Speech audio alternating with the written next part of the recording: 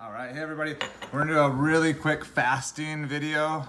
Most people, I think, do it wrong or just don't exactly know what you're doing. So this is specifically for not eating fasting, not for like biblical fast or something like that. Okay, so first off, what is fasting? Fasting is anytime that you're not eating. So the second you stop eating, you're fasting. The point is to give your pancreas or something a break.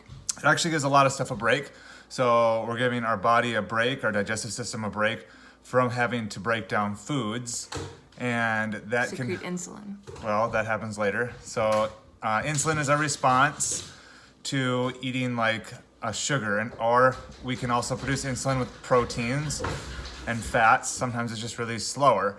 The biggest thing that I want you guys to take away is when you fast, it needs to be for, I would say, a minimum of 10 hours to get any kind of effect. 12 would be a good starting point. 16 for most athletic reasons. For guys, I wouldn't go above like 18. 16 is a good kind of cue, so 16.8 is what you hear a lot. For ladies, unless you're past menopause, I really recommend not going past 12. You're gonna have some other issues going on.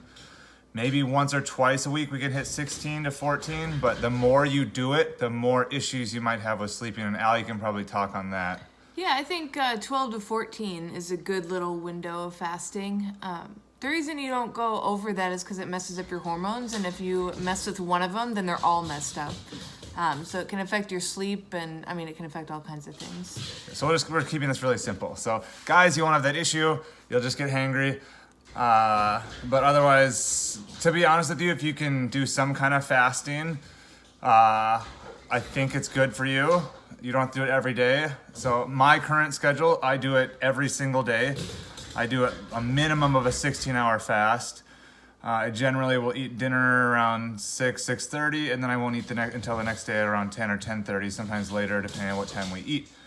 But Allie, I'll do something a little bit different. And then also, if you could get some kind of exercise in, like just an easy walk or like an easy row or something like that, that will also help with burning fat. Okay, so what is fasting?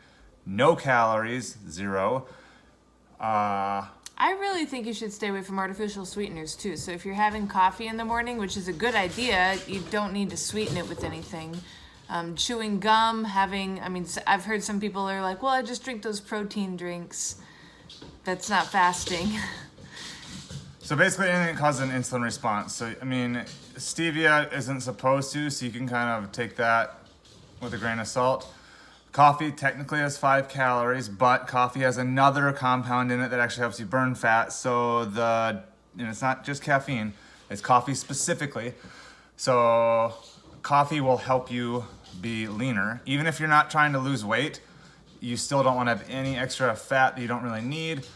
So don't like cut out the coffee if you like coffee. If you don't like coffee, find something that's made with coffee. Like Water Joe would be a good one. It is actually made from coffee.